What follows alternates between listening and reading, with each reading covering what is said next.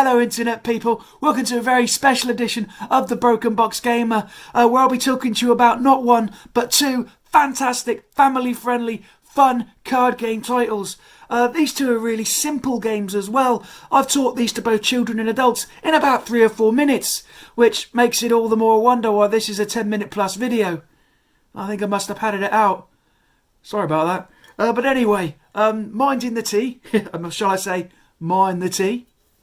I'd like to introduce to you none other than Super Mario Bros. Power-Up Card Game and Dungeons & Dragons Dungeon Mayhem. These are wonderful games. This one's for 2 to 8 players. This one's for 2 to 4 players, both ages 8 and up.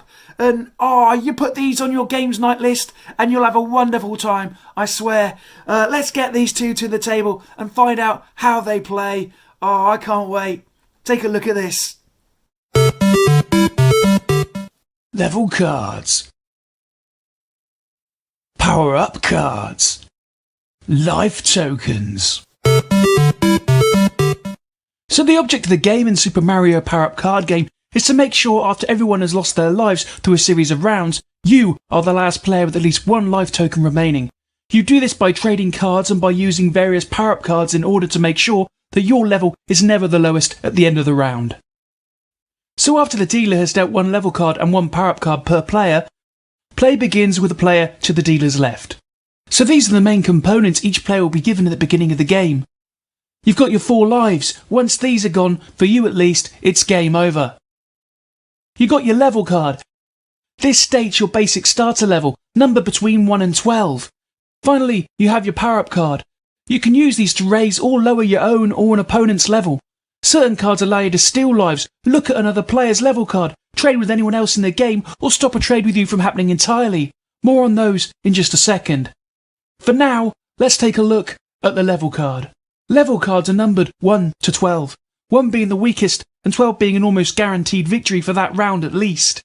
In order to hang on to your lives, on your turn, you need to do what you can to make sure that somehow your level is never the lowest.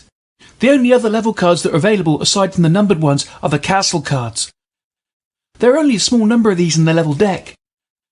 Once you find this card in your hand, having had it dealt you at the beginning of the round, reveal it immediately and draw an extra power-up card, discarding one if this puts you above 3 cards.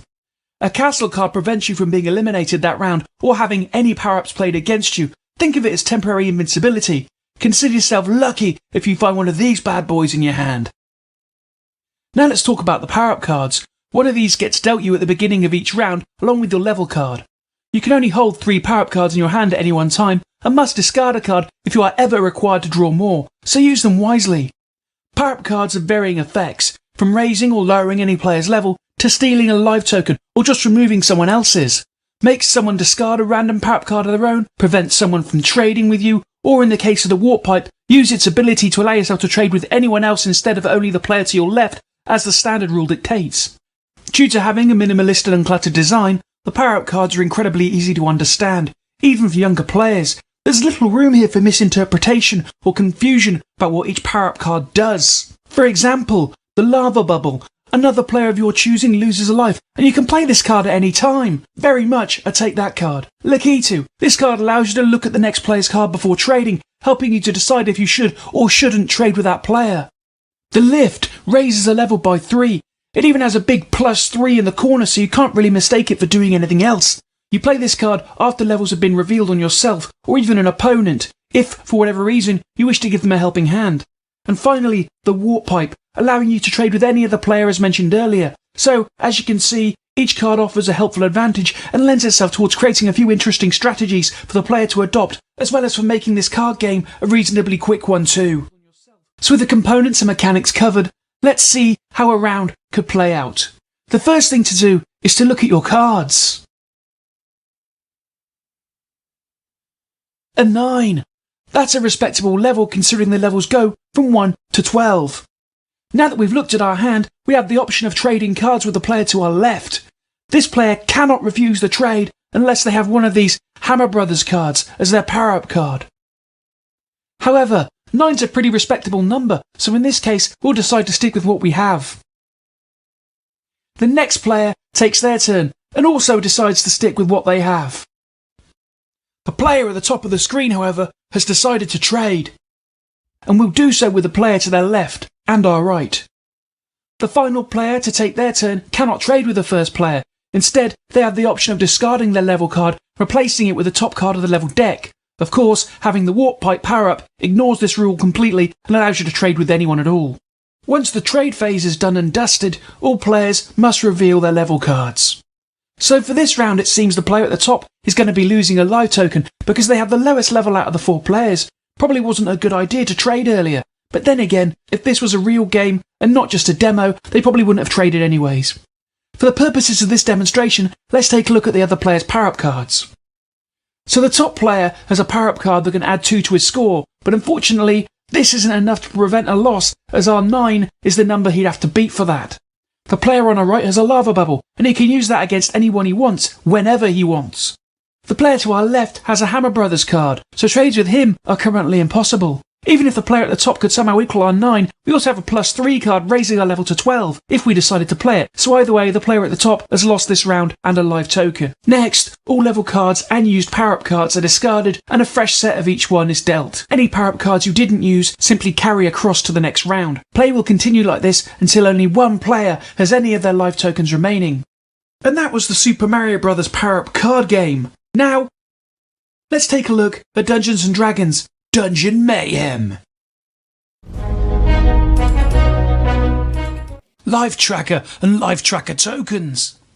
Action reference cards. Individual character decks.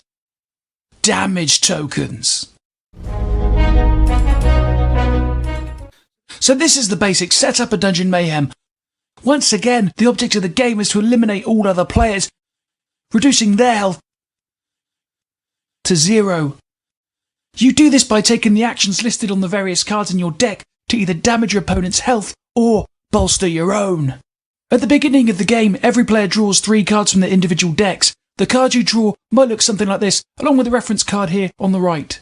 Each card you play will have a number of different symbols on them relating to various actions. These are block damage, draw a card, deal a damage, play an extra card, or recover 1 hit point. The 3 skills listed below are the special powers unique to that character and can only be used by that character. So Soother here is going to play the Headbutt card. This allows her to damage another character for 1 hit point and to play another card. In this case, she's going to attack Kazan for 1 hit point, who moves his health tracker down to 9. The next card Soother's going to play is Snack Time. This allows her to draw 2 new cards and heal 1 point of damage. Soother still has full health at the moment, so we'll ignore this and instead just draw the 2 cards from the character deck.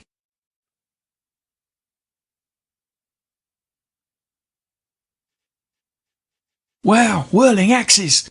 This heals 1 point of health per opponent and then deals each opponent 1 damage. Nice!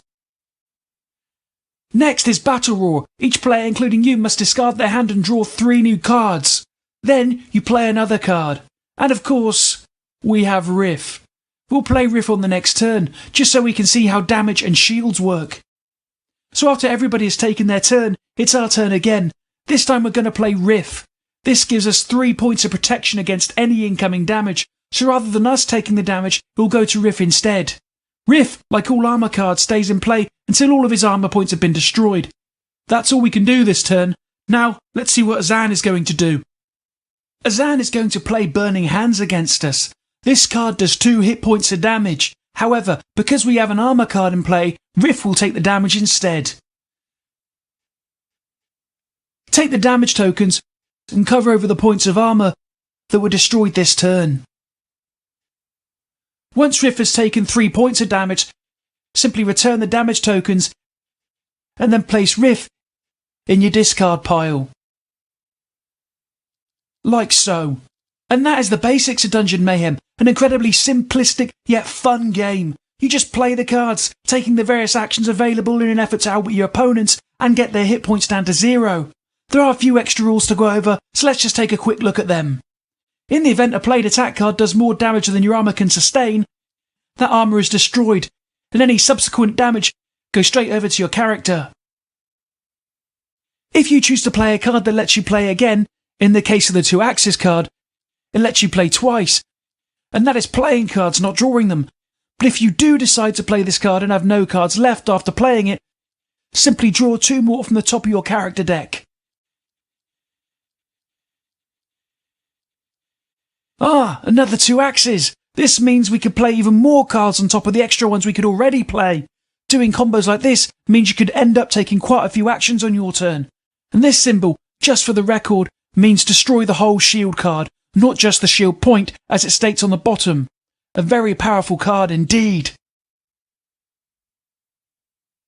And that's Dungeon Mayhem.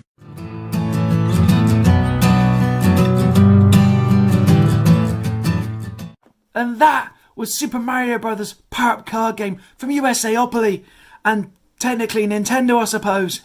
And that was Dungeons & Dragons Dungeon Mayhem. Both fantastic games, both wonderful experiences, a fun games night to be had by all ages if these are involved.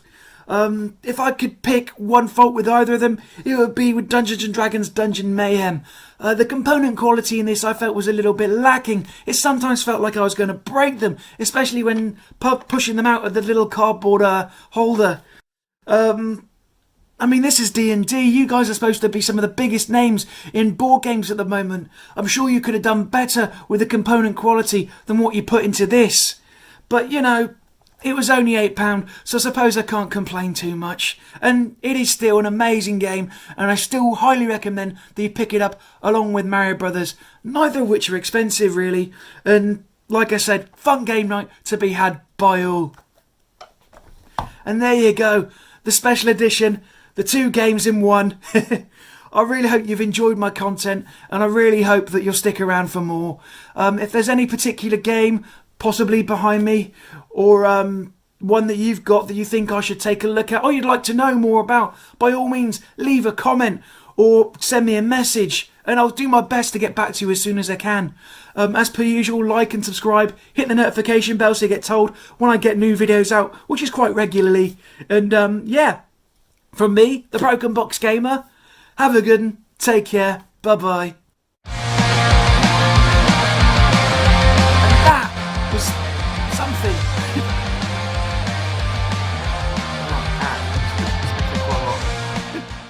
Oh, I'm gonna put that down for a bit.